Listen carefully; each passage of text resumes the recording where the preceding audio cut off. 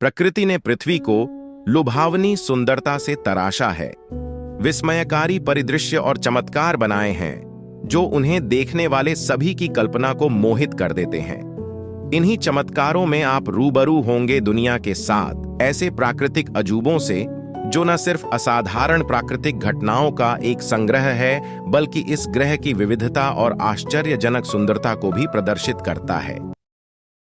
Number 1, grand Canyon, संयुक्त राज्य America.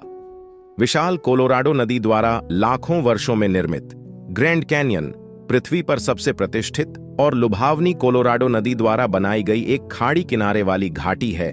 446 kilometre लंबी, 29 किलोमीटर चौड़ी और तकरीबन 1 मील से ज्यादा गहरी, ये घाटी कुदरती अजूबों में से एक है। ग्रैंड कैन्यन का मानव इतिहास लगभग 10,500 साल पुराना है। वर्तमान पुरातात्विक साक्ष्य बताते हैं कि मनुष्य लगभग 4,000 साल पहले ग्रैंड कैन्यन क्षेत्र में रहते थे और उससे भी पहले 6,500 सालों तक वो वहां से गुजरते थे। इस घाटी की गुफाओं में मिली चूना पत्थर की कलाकृतियों की रेडियो कार्बन डेटिंग 3,000 से 4,000 साल की आयु का संकेत देती है। यहां रहने वाले खानाबदोश शिकारी लगभग 500 ईसा पूर्व रेगिस्तान संस्कृति से विकसित हुए थे। ये समूह शिकार और कृषि के सहारे जीवित रहता था। टूरिस्ट दूर दूर से ग्रैंड कैन्यन के लुभावने दृश्य को देखने, इसके ऊबड़ खाबड़ रास्तों पर पैदल चलने और इसकी प्राचीन दीवारों पर प्रकाश और छाया के हमेशा बदलते खेल को देखने के लिए यहां आते हैं।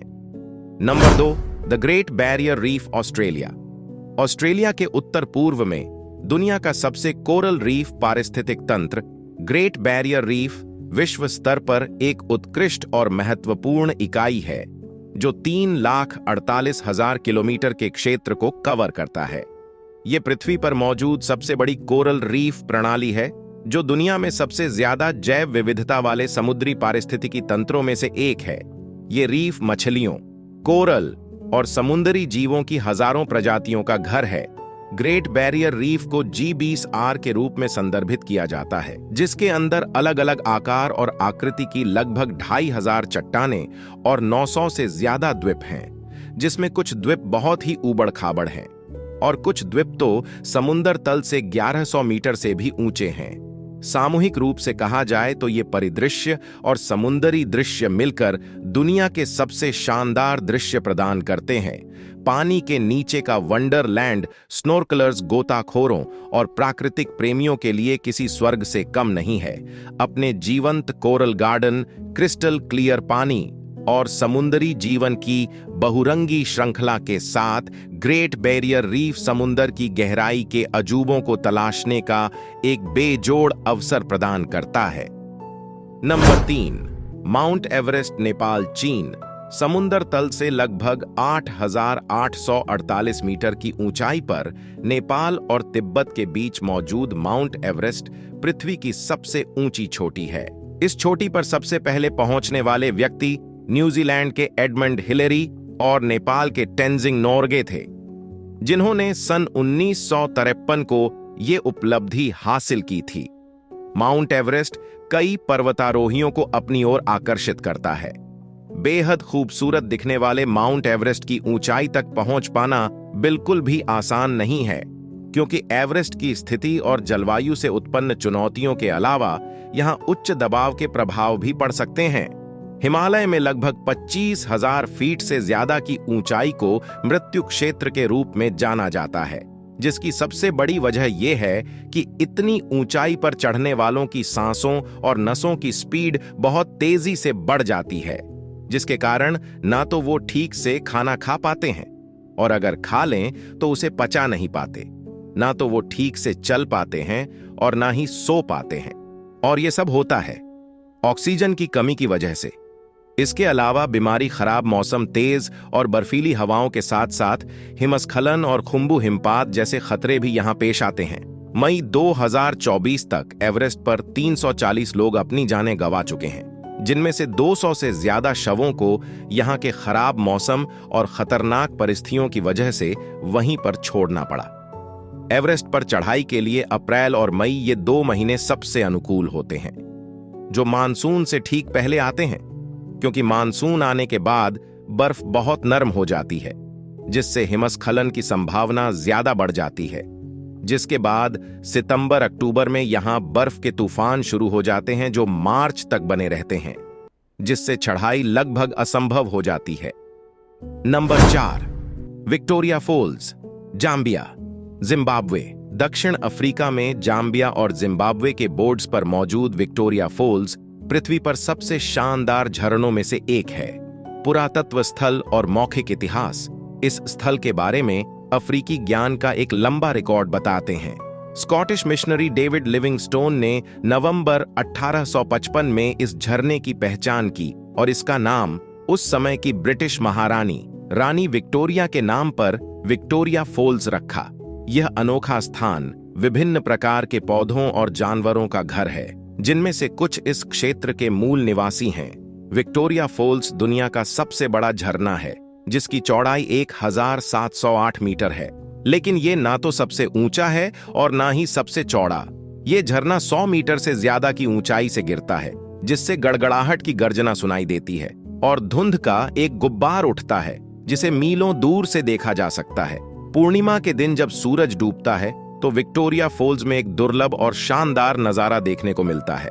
गिरते झरने से टकराती चांदनी एक मुनब्बो यानी रात का इंद्रधनुष बनाती है, जो अफ्रीका के सबसे अनोखे और आकर्षक रहस्यों में से एक है, जो सूर्यास्त से सूर्योदय तक बना रहता है।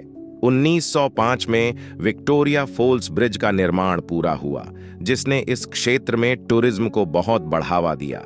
इस पुल का निर्माण सेसिल जोन रोड्स ने अपने केप टू काहिरा विजन के तहत करवाया था, जिसमें विशेष निर्देश दिए गए थे कि ये एक ऐसी जगह पर होना चाहिए जहां से गुजरने वाली ट्रेनों पर इसकी धुंध की बरसात हो, ताकि यात्रियों की यात्रा में रोमांचकारी अनुभव को जोड़ा जा सके। विक्टोरिया फॉल्स में आने वाले टूरिस्टों की संख्या में पिछले कुछ दशकों में लगातार वृद्धि हुई है और 1990 के दशक तक हर साल 3 लाख लोग इसे देखने यहां आते थे। उस वक्त तक विक्टोरिया फॉल्स एक स्थापित एडवेंचर हॉलिडे डेस्टिनेशन बन चुका था। नंबर 5, ऑरोरा बोरियालिस, जिसे उत्तरी रोशनी के रूप में भी जाना जाता है, पृथ्वी पर सबसे अधिक मंत्रमुग्ध करने वाली प्राकृतिक घटनाओं में से एक है।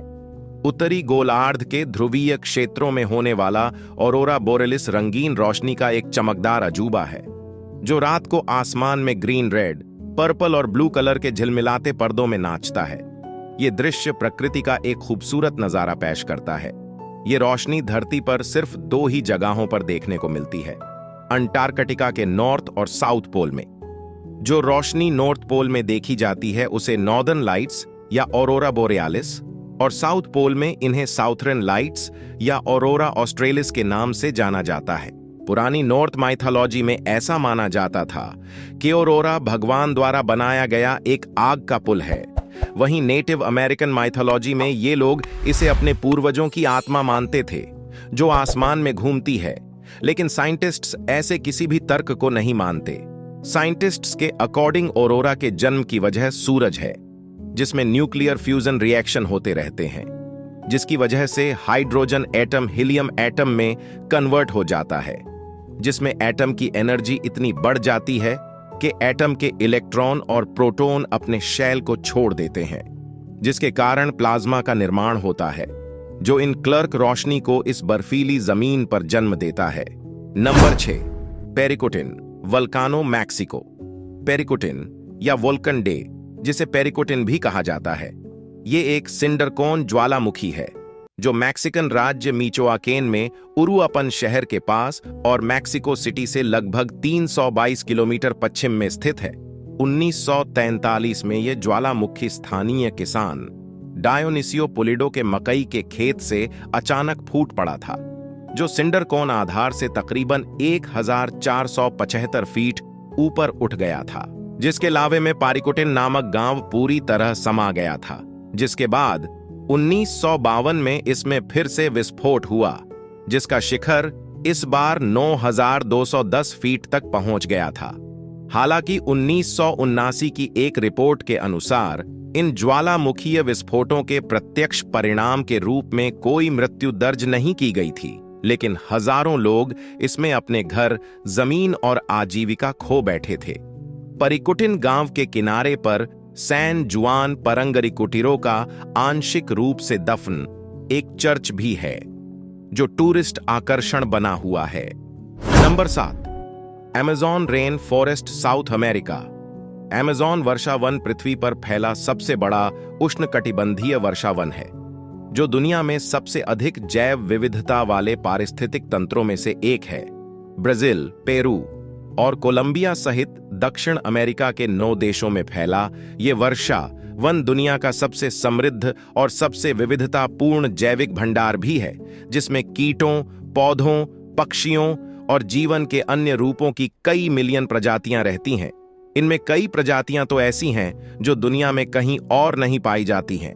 अपनी घनी छतरीदार पेड़, घुमावदार नदियों और भरपूर वन्य जीवों के साथ अमेज़न वर्षा वन अपने आप में प्रकृति का शानदार अजूबा बन जाता है। माउंट एवरेस्ट के शिखर पर पहुंचने के इतिहास को समझने और अमेज़न रेन फॉरेस्ट की पूरी वीडियो देखने के लिए डिस्क्रिप्शन में दिए गए लिंक पर क्लिक करें।